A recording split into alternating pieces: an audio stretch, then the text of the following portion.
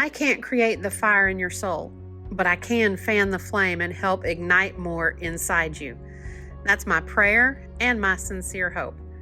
More power in your spiritual walk, more clarity in your call, more wisdom in your business practices, more boldness wherever you are called to burn bright for the world to see.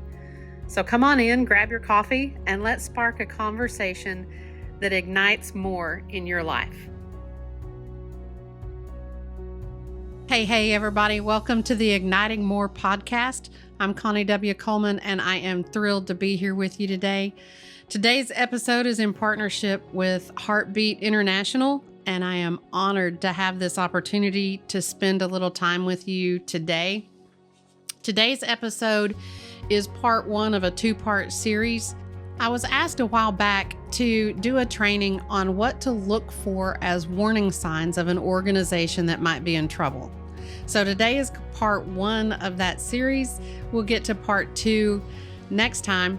Now, the good news is that it ends on a high note, but the bad news is this episode is all of the warning signs. Next episode will be how to turn that around.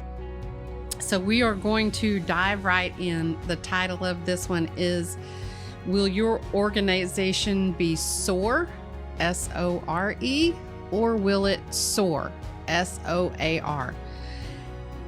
We're going to move past all the symptoms and try to get to the root of the infection.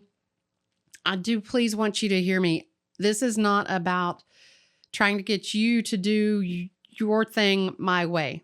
This is simply about looking at details and looking at practices that are within your organization and watching and checking and verifying to make sure you're on the right path and that you are not headed towards crisis.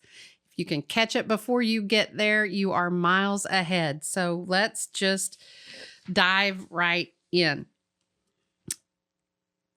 Some of the warnings for today. I want to caution oversimplifying into all bad. Sometimes when we look at warning signs or things that could be detrimental to our organization, our mind goes to, well, my organization's bad, or this organization is in trouble.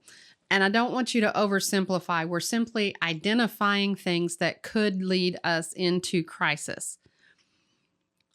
I also want to caution you of deeming an organization as bad because of a few symptoms toward the SOAR, S-O-R-E side. I also want to say up front, today is not about casting negativity on any organization, leader, or board of directors. Again, we just want to enter in today, take a realistic look at our organizations and begin seeing signs. And we want to understand that all characteristics of an organization are infectious. What do I mean by that? If you have great leadership and great morale, that is infectious throughout your organization. If you have backbiting or jockeying for position, that will be infectious throughout your organization as well. So whatever starts at the top, filters all the way through, and anything, any characteristic of your organization can become infectious. So you want to make sure that you're fostering great characteristics. So let's jump into recognizing the warning signs. The very first one, we're going to use an acronym, SOAR. The S is for struggling leadership. Okay, I just heard you. There was like this sigh and this, oh my gosh, we have that. Don't jump in too far. Struggling leadership can be anything from a lack of vision, experiencing burnout, seeing conflict among leaders. If you have conflict between your board of directors and your executive director, that is struggling leadership. It could be even all throughout the organization. If you have a team leader that is burnt out, they're struggling to lead just their team well. A lack of vision. Sometimes as leaders of an organization, we cast the vision and we think everybody grabbed it the first time. I learned a long time ago, I had a mentor that taught me that vision is kind of like a bucket and it leaks out. And in my mind at the time, I was like, well, that's great. That's what you want it to do. You want it to leak out. And he was like, no, it leaks. So you have to keep recasting the vision and restating the vision and reminding people of the vision. Yeah, I needed that lesson and I've used it ever since. But just know, struggling leadership, what will that look like in reality? Let's just have a real heart-to-heart talk here. Struggling leadership can look like high turnover in key roles. It can look like a disengaged board or a board that is lacking in clear vision or mission. Again, I want to caution you here. If you are an executive director or a CEO working under a board of directors that you feel has either lost their vision or lost their passion or is having some high turnover rate, I want to be very clear. It is absolutely your job to speak to that. It's absolutely your job to pray for your board, but it is not your authority or your job to correct your board. Authority levels, they are above you. And sometimes because we're the ones with hands-on every day, we try to strive and correct something that isn't ours to correct. So I want to caution you there. I'm not talking about jumping in where your authority isn't where it should be. They're going to have to self-correct. They're going to have to self-prioritize, and they're going to have to figure out how to get back to the passion and the vision they need to lead the ministry as a whole. Sometimes, if you're looking at struggling leadership, you will find a leader that struggles and focuses on minutia. An example, I worked with a pregnancy center one time, and they were going mobile, buying a mobile unit, had gone through all the rounds of speccing the mobile unit and paying for the mobile unit. Is about a $250,000 mobile unit they were buying. They had structured it, laid it out, done everything they needed to make sure that it was what they needed to get the job done. But there was a member of the board that when it came to writing the final check and approving everything to go to build,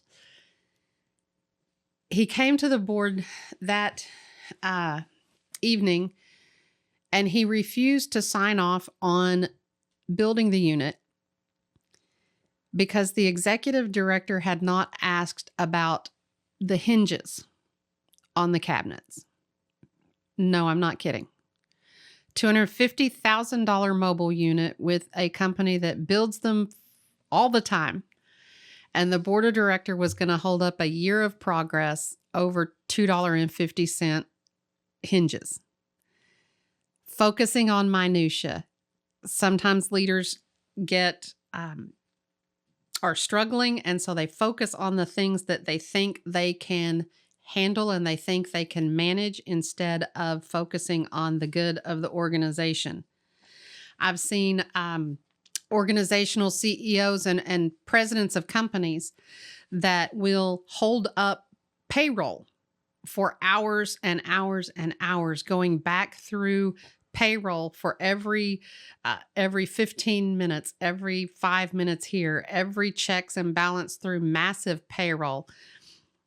One CEO I knew regularly held up payroll that was about a $50,000 payroll for hours and hours over about $3 worth of changes because it was something that he could control, but he could not see that it was minutia and that it was costing far more to make those changes than just to let those go.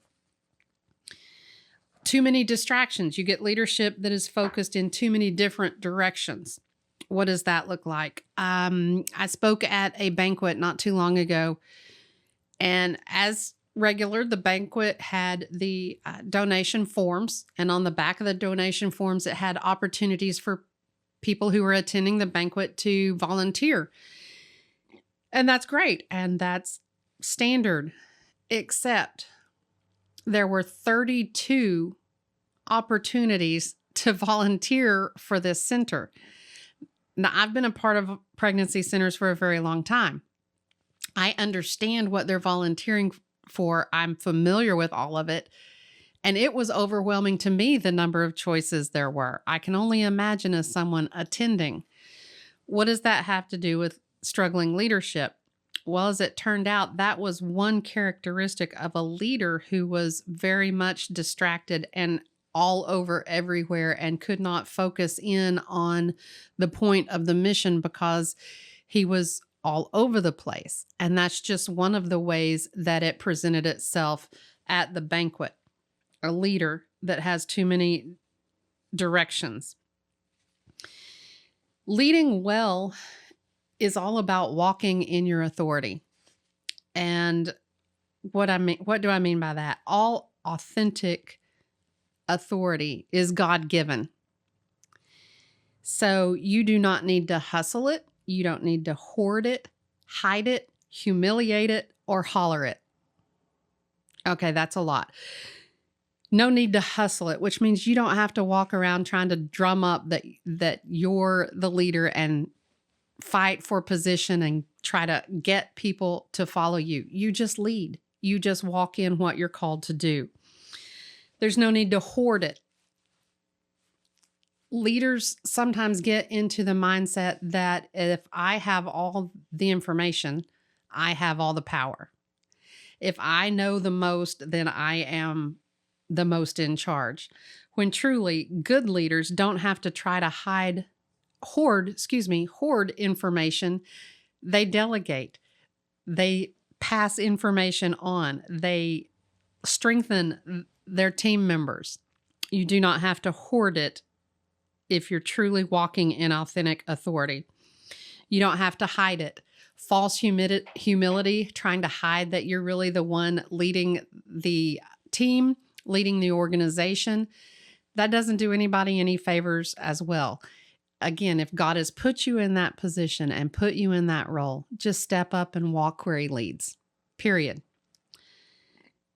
You also never want to humiliate it.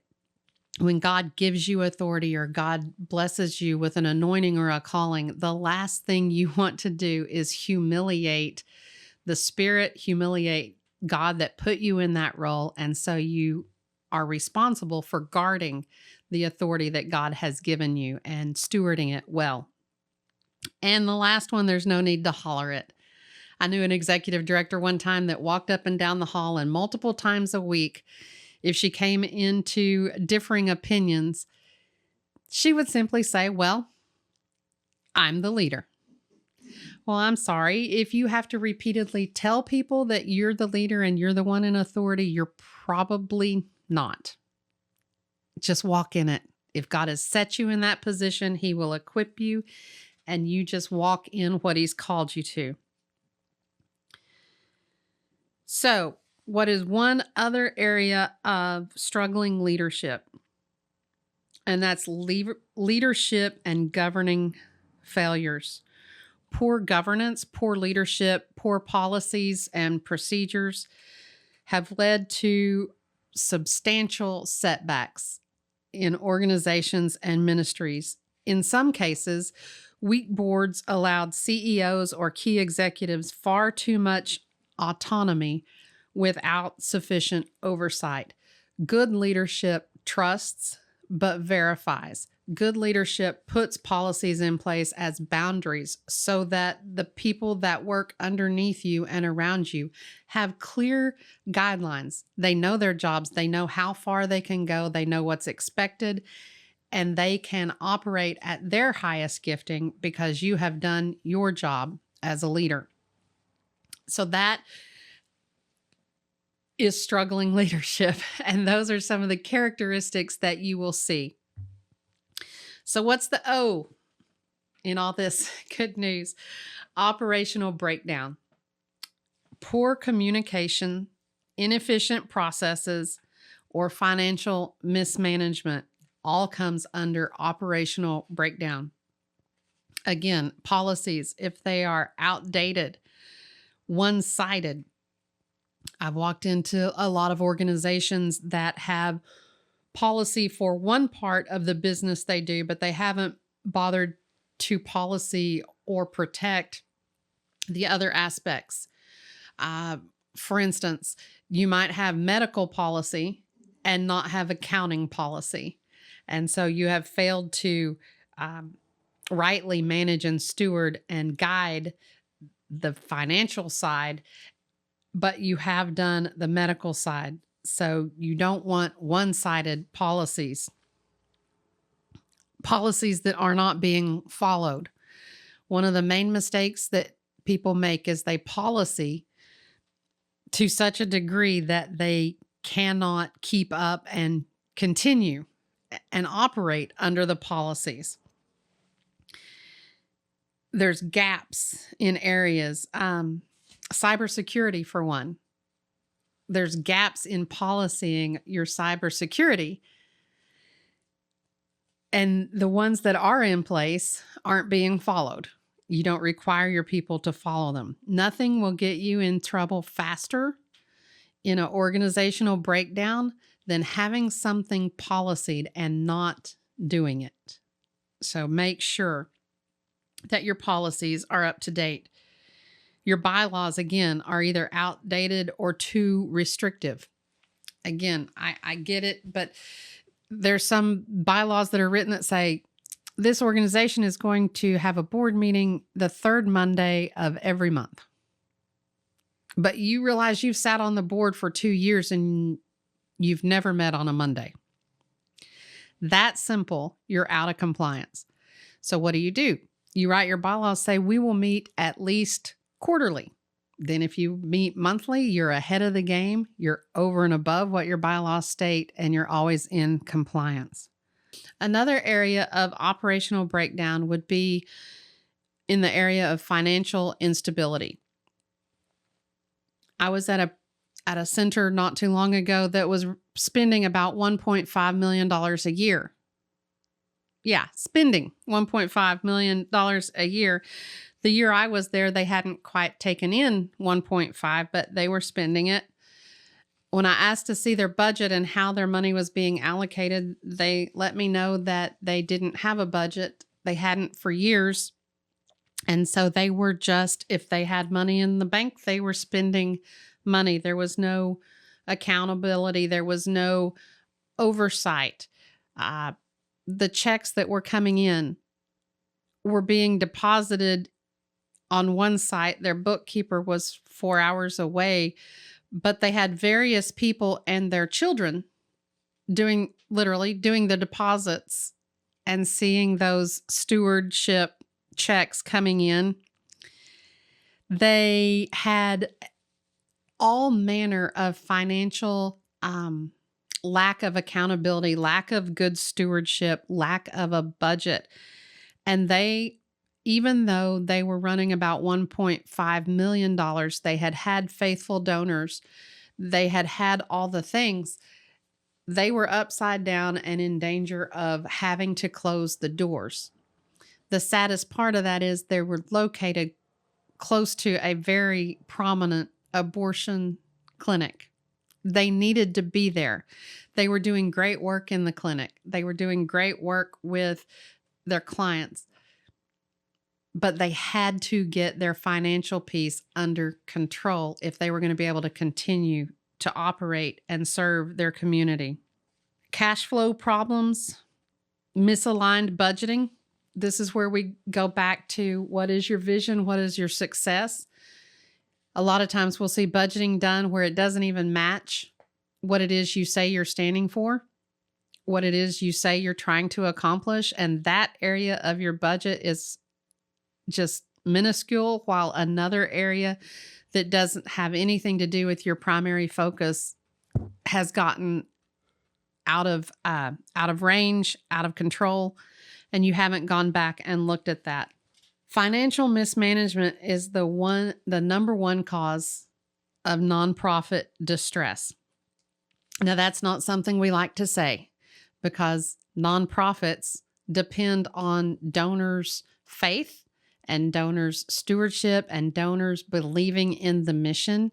And we ought to, instead of running our centers under what other businesses run as accounting principles, generally accepted accounting principles, all the things, we should be running it with excellence and at a higher level of excellence than anybody else in the world. And yet, a lot of times, financial mismanagement is the number one cause of a nonprofit's distress. That is an area that points to potential crisis coming up. Are in SOAR, if we're looking at potential areas for crisis, are relational tensions. This one hits home. I can honestly say, though, when I worked in a center, you hear all kind of rumors about working in an office full of women. But the group that I worked with, I call the A-team. We had so much fun. We gathered around the table and prayed in the mornings. Those ladies were not just my coworkers. They were my friends and became family. And so relationship tensions in the workplace and in the ministry can be devastating. Strained relationships within the ministry can look like volunteer disengagement or just a plain lack of unity. If you have volunteers that are coming in and going out and coming in and going out, you might want to look deeper than just, well, they got bored or they did this or they did that. You might want to look at the relationship because people, when they walk in your doors, can feel the atmosphere in the ministry. They can feel what it is going on in the ministry, interpersonal communications. They can feel that. You want to talk about having relationship tensions? My first question to you is going to be, tell me about the spiritual condition of your organization and the personal lives of those involved.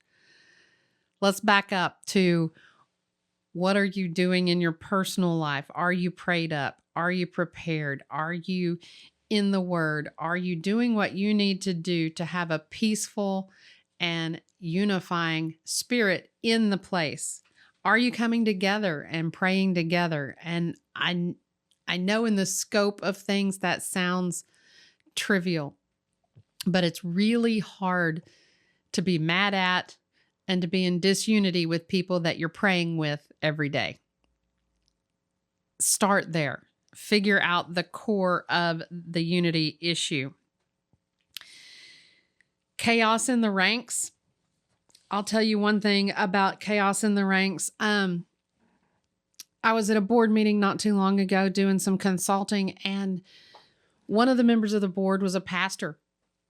And this board and this ministry had been through so much, and he spoke up and said, I'm really about to quit. I signed up because this was a ministry that did good work.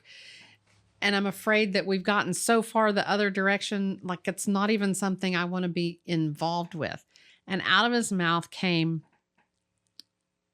it has to be at least 50-50 between business and ministry, or I'm out. And at first thought, I thought, well, okay, that's fair. Because every organization is both. It is ministry and it's business. But the more I thought about it, that is absolutely false. There is no such thing as a 50-50 relationship, not even between business and ministry. It's just like a marriage between the two. If you're only giving 50% to your marriage and you're thinking the other person's going to give 50, and so somehow each of you giving half to your marriage will make a great marriage, you're headed for crisis. If you do that in the organization, it is 100. everything that takes place in your nonprofit, a faith-based nonprofit, is 100% business and 100% ministry. In a pregnancy center, some of y'all are probably thinking, well, what about on the medical side where they do the ultrasounds? Even there, it's 100% science, business, and 100% relationship and 100% ministry. How do I know? Because the nurses doing ultrasounds at Planned Parenthood do not save lives. The nurses doing ultrasounds at pregnancy centers do. So it's not just the business that saves the lives. It's 100% showing the science of the ultrasound and 100% the focus of who is running the machine and how you speak about the baby in the womb. Can't be 50-50. It's 100. Another reason for relational tensions is lack of communication and transparency. We get in this mindset that our communication has to be the next best thing. I was talking today to someone about this very topic and how people think they have to have the newest, best, shiniest new way of communicating. Again, I worked with a center, and even though they were bleeding money, they were sure they needed the next greatest thing, online communication and ability for everybody to log in. And my answer wasn't, well, it was Texas. My answer was Texas style. I told them I didn't care if they used a Big Chief tablet and a number 2 pencil. Until you learn to communicate consistently, transparently, and well with each other, holding each other accountable, it doesn't matter what kind of technology you use, because you won't use it well if you haven't developed the discipline of communicating well. Many organizations never quite learn that lesson. I mentioned the word accountability. We don't like that word, but it is vital that we within an organization or on a team are willing to hold each other accountable for how we walk, how we treat each other, how we operate, the excellence that we give to our job. I used to have a saying in a ministry that I had, that we refuse to trip over each other to get to someone to serve. Your first line of ministry is to the people you work with, the people you have arms linked with every day. And if you are treating them poorly to get to someone to serve, you're missing out on the best part and the biggest part of the blessing of ministry, and you're in danger of crisis. The last aspect in this, looking at potential areas or warning signs of an organization in crisis, is empty vision. That would be a loss of purpose, declining enthusiasm, or a drifting mission focus. If no one in your organization can tell you the mission or vision of the organization, you may be experiencing a time of empty vision. You may need to go back and recast that. Your organization, all the leaders in your organization should be able to carry on a conversation and in their 2-minute elevator speech, give the name of the organization, the tagline, the mission statement, a little bit of the vision, and finish it out with their personal testimony of how they came to be a part of the organization and what the organization has meant to them. And you got a 2-minute elevator speech that the entire leadership of the organization can say and can be a part of and can be effective in casting that vision to others for your organization. And as they do that and they live that out and they walk that and talk that, all the members of the organization will hear and see and experience the mission and vision of your organization on a continual basis. Another symptom of empty vision is that we focus on everything but the main thing. I went into an organization one time and they did a calendar, an annual calendar. And one of the pages in the calendar was their priorities and their purposes. And this was a pregnancy center. They had all these things that they accomplished. Nowhere on the list was saving babies or proclaiming the name of Jesus Christ. Now, they said that was their number one. That was their priority. That's what they existed to accomplish. But somehow in the day-to-day operation of the ministry, those two had been left off the list. It happens quickly and it can happen easily. And we just assume that because that's what we know we're doing, we kind of read through that list of what we do with eyes that we assume that those are our top two. And somehow we forget to prioritize them and focus on them. And we begin focusing on everything but those two. All the other things work to serve as a purpose to drive those two if we're doing it well. If you have empty vision or lack of passion within the organization, your social media will reflect it. You can't fake a good vision and excitement about purpose if it's not truly and authentically a part of your culture. Your social media will reflect it. Eventually, the community support will dwindle because if you don't cast that vision and if you don't cast that purpose and hold tight to the passion that you're operating in, how is your community supposed to? They have all manner of other opportunities vying for their attention and their support. If you forget to cast a clear vision or begin to cast an empty vision, your donations and your community support will eventually dwindle because of it. Inconsistent decision making. Well, that one will get you. When you make decisions one direction or another direction based on one purpose or another purpose, no one can follow that. You don't even know your priority, and no one else in your organization will either. I did a study on grounding your vision for greatest impact. And one of them was based on the scripture that without a vision, the people perish, out of Proverbs.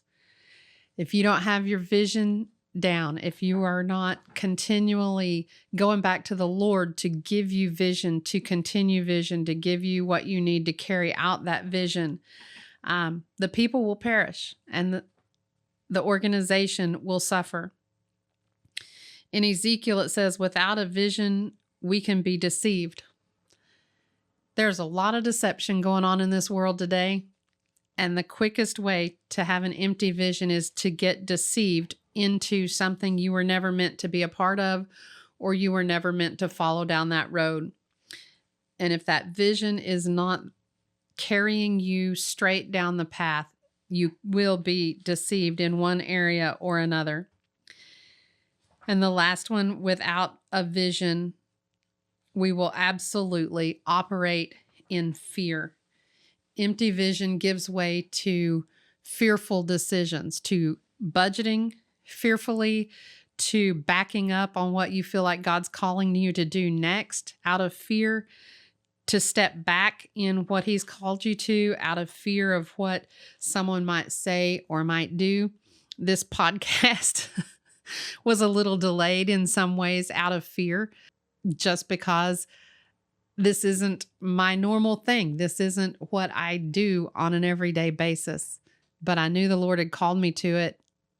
And I knew that it was something that I needed to step into and I was supposed to step into. So thankfully, we got past the fear and we stepped into where God had us.